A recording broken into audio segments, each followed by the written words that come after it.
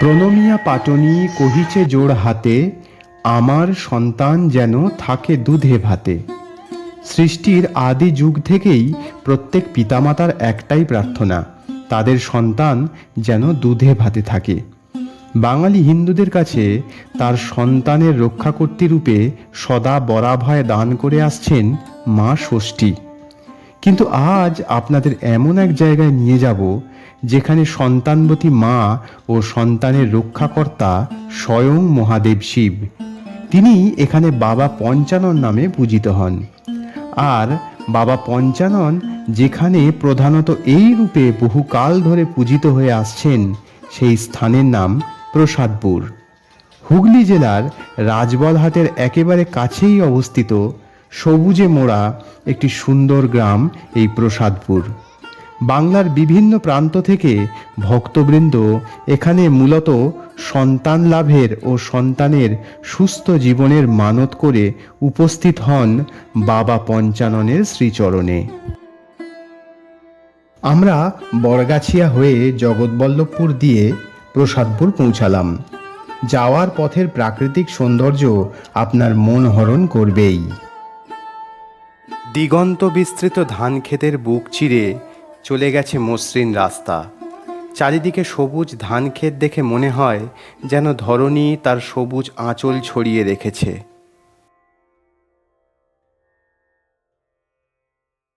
মন্দিরের চারপাশটিও প্রাকৃতিক সৌন্দর্যে ভরা। চারিদিকটা একটা ঐতিহ্য, বনেদিয়ানা ও আধ্যাত্মিক শুদ্ধতার মোড়কে মোড়া।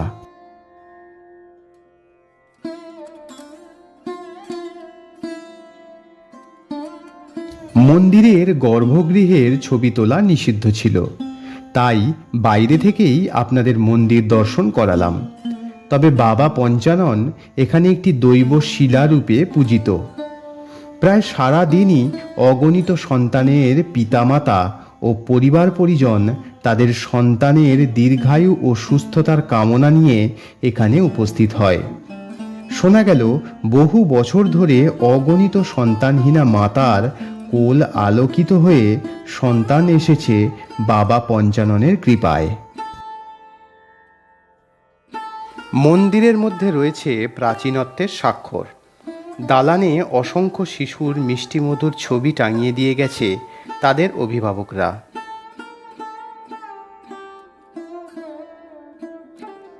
একসময় এখানে নাকি পশু বলি হতো, কিন্তু বহুকাল ধরে তা বন্ধ হয়ে গেছে।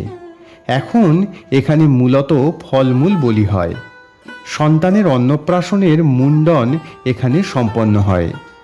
গর্ভবতী মায়েরা আসেন বাবা পঞ্চাননের কাছে সুস্থ শিশুর জন্ম দেওয়ার প্রার্থনা নিয়ে। তবে বিশ্বাসের যে এক প্রবল শক্তি এখান থেকে অর্জন করা যায়, তা মন্দিরের আধ্যাত্মিক পরিমণ্ডল দেখলেই আঁচ করা যায়। এই অংশে বৎসরের এক সময় বাবার উৎসবে অসংখ্য মানুষ প্রসাদ গ্রহণ করে।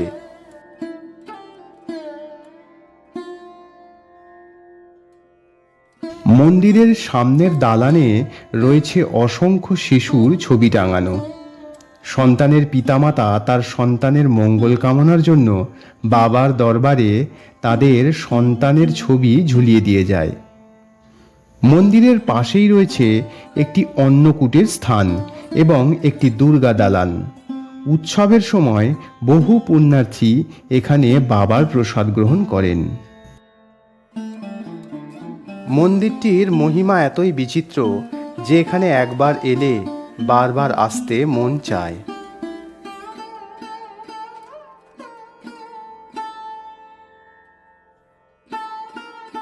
মন্দিরের পাশেই রয়েছে একটি ডালার দোকান, যা মন্দির প্রতিষ্ঠার সময় থেকেই বংশ পরম্পরায় চলে আসছে।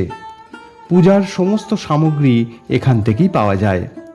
তার সাথে রয়েছে এক পুণ্যসলীলা পুকুর, যার জল গঙ্গার জলের মতোই পবিত্র।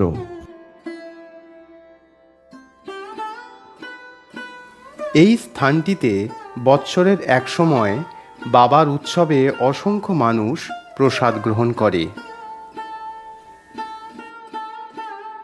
বহু দূর দূরান্ত থেকে ভক্তরা ছুটে আসে এই পবিত্র স্থানে।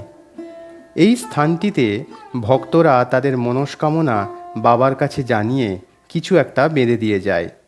কামনা পূর্ণ হলে আবার তা খুলে দিয়ে যায়। কেউ যদি প্রসাদপুর আসতে চান তাহলে হাওড়া আমতা ট্রেন বা বাস ধরে প্রথমে বড়গাছিয়া স্টেশন এবং সেখান থেকে একটি টোটো বুক করে প্রসাদপুর আসতে পারেন। এছাড়া হাওড়া থেকে ছাড়া রাজবলহাটের বাস ধরেও সরাসরি প্রসাদপুর পৌঁছানো যায়।